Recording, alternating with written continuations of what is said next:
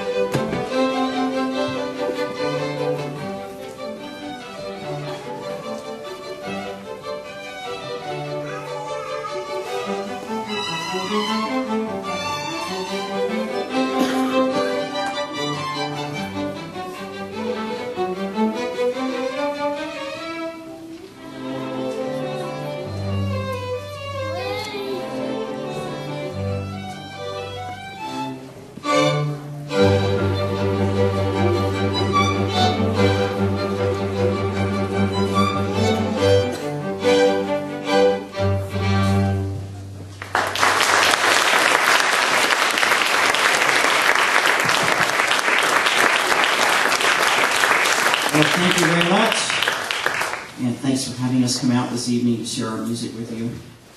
I know we look a little ridiculous up here, but there's a reason for it. We're crazy. No, I'm just kidding. That's not. The piece you just heard, Eine kleine Nachtmusik, written by Mozart, was written in a day where it was quite common for people to dress like this, especially if you were to go out to like a fancy gathering or something like that. You might see people dressed in powdered wigs. I don't think there's powder on this wig, but they looked a little bit like this. They would wear fancy clothes, lacy shirts and everything. Back in Mozart's day, when this piece was written, Eine kleine Nachtmusik, it was probably written for one of those fancy gatherings. Usually, this piece is called a serenade. It's called, the title translated is called A Little Night Music. And this is the kind of music that you would probably hear at maybe some kind of a reception or maybe some kind of a dinner party or something like that. Well, I'm really looking forward to our next piece because we get to change our look a little bit.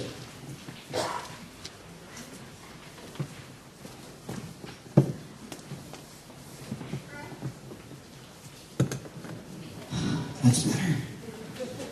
Those things are hot, you know, they're really hot.